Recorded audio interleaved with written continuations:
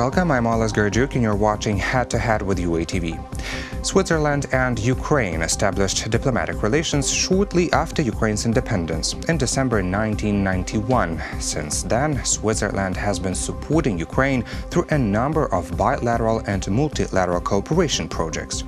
The relations still have a huge potential for development in a number of areas, and to talk more about this, we are honored to welcome to the studio today Ambassador of Switzerland to Ukraine, Mr. Guillaume Scheurer.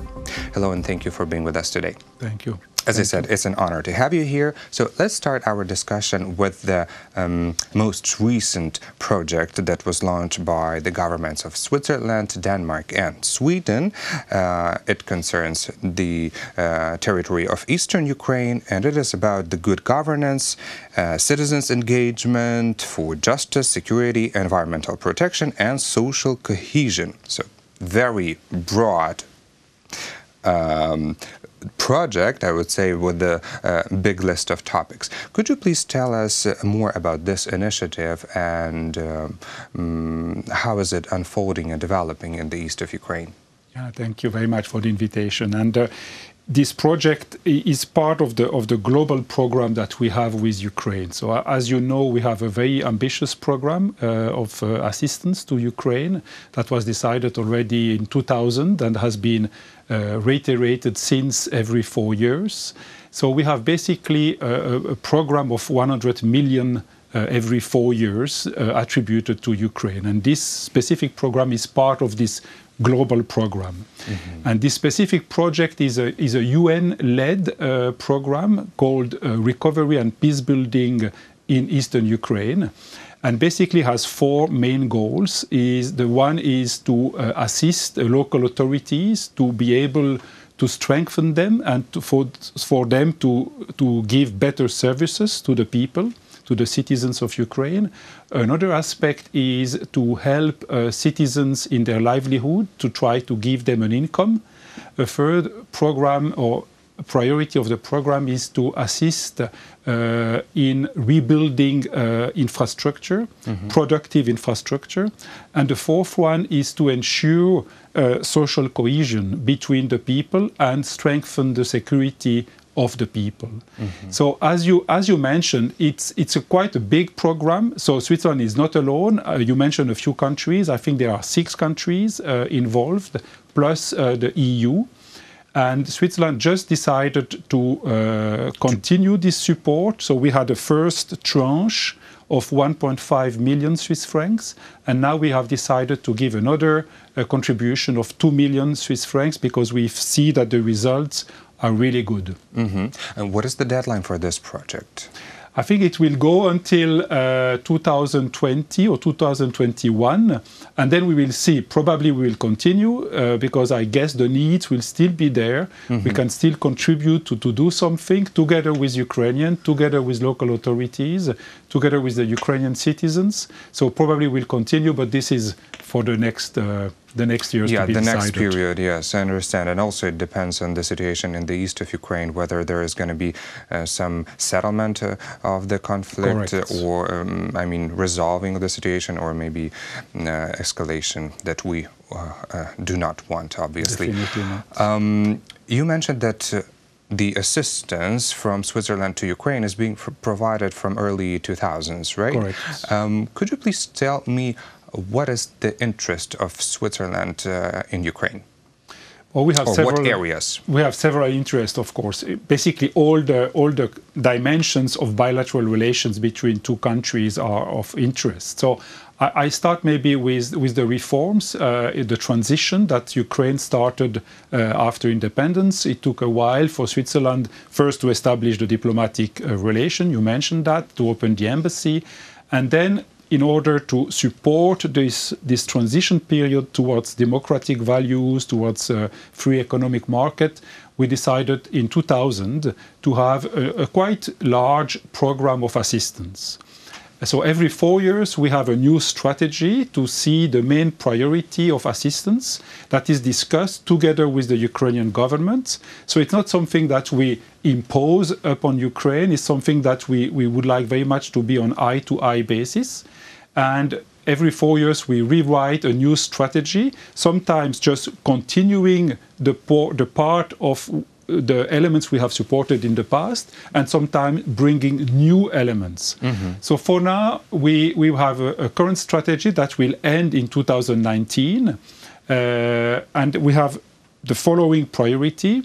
It's basically decentralization, where we work hand in hand with the government. One of the main reforms in Ukraine. And it is one of the main reform, and quite a successful reform, very ambitious reform of the Ukrainian government and in decentralization. And here Switzerland has certainly a lot to bring to Ukraine, past experience.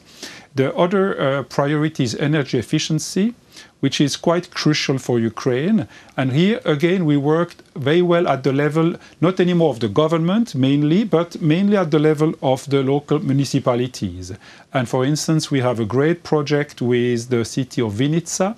We have another one with the city of Zhytomyr. And by the way, the two cities, Vinica already in 2015, Zhytomyr just a few weeks ago, they won the European Award Energy, which is quite a difficult award to get, meaning that the city has made amazing improvement in the energy efficiency. But what is happening in these cities for this improvement of energy efficiency? So there are different levels of intervention, of course, but the main intervention is to work together with the city to rebuild and rethink the energy supply to the city. For instance, in Vinica, we have built a bio boiler. So that's basically you recreate the source of energy with bioenergy. So not anymore bringing dioxide of carbon into the atmosphere, but really bringing clean energy, efficient energy to the city. But it's also, that's for the source of the energy, but it's also how the energy exits, basically.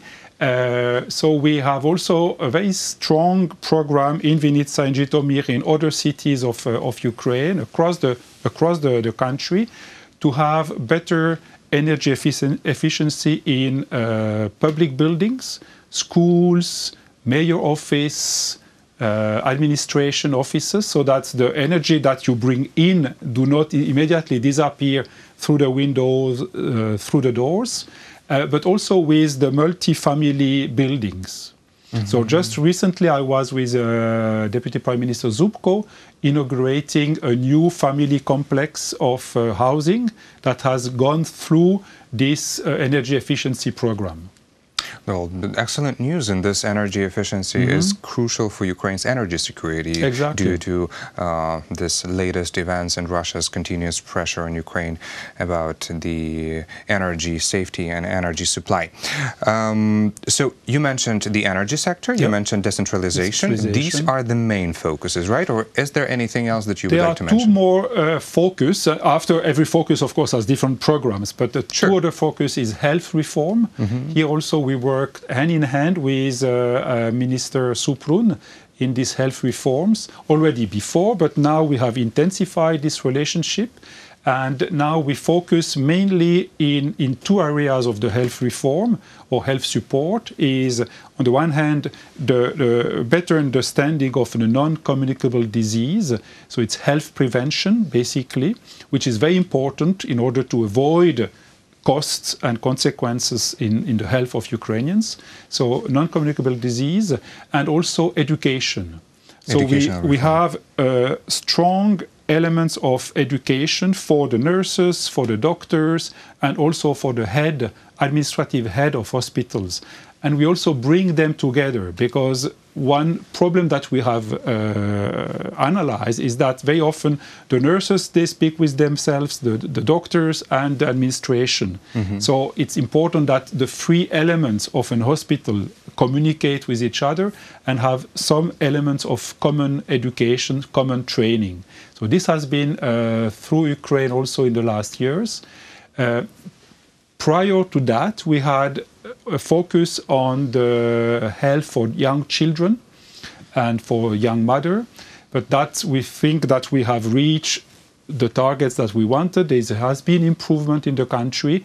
Now it's perfect, so we don't need to focus on that anymore.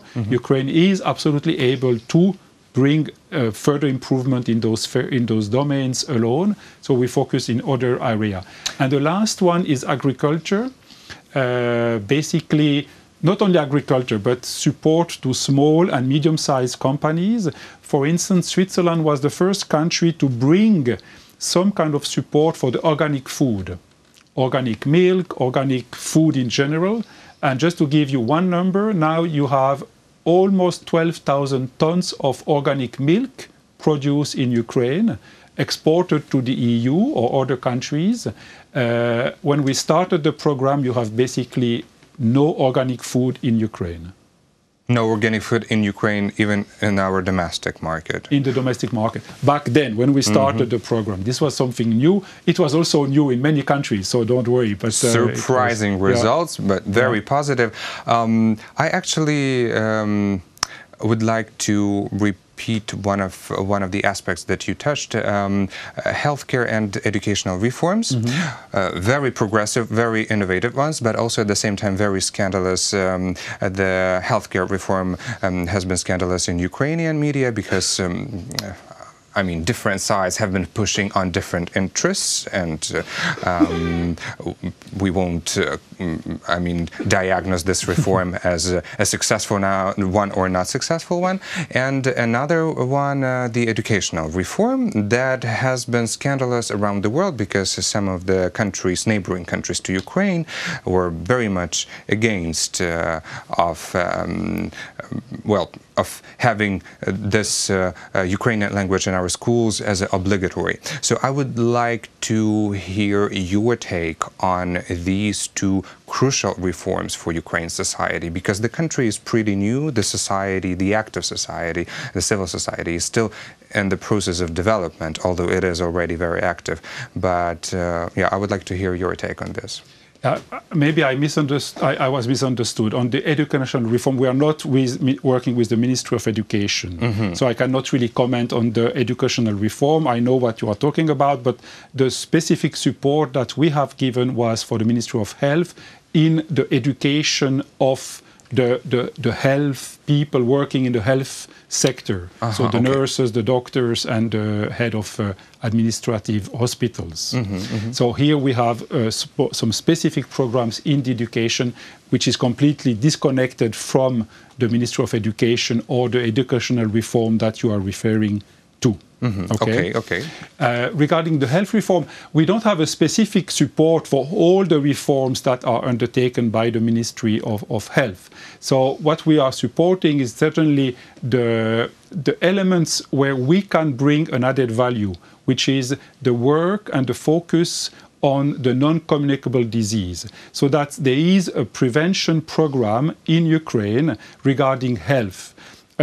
Non-communicable disease is how to eat healthy, how to make sport, how to have a healthy behavior in order to prevent cardiovascular disease, for instance, which are really a big killer in Ukraine. Yes, so this is where we tend to focus. Our attention is how can we support the Ministry of Health when the Ministry of Health is focusing on those specific issues where we can bring some kind of added value. But of course, the whole aspect of the health reform is much more ambitious than only that. And what I can just say is that all the countries are facing problems regarding health reforms. This is not something specifically to Ukraine. Yeah, this is always controversial issue. It's always controversial because health is central to your life, to my life, to the life of people. So it's always controversial.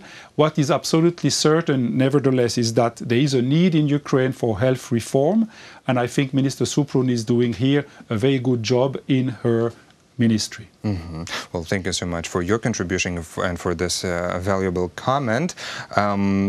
Also, let's dive into the economic and trade relations. You already mentioned that 12,000 tons, 12 million tons. 12,000 tons of 12,000 tons organic milk. Right, are being exported from Ukraine. Organic milk is being exported from Ukraine to the European Union.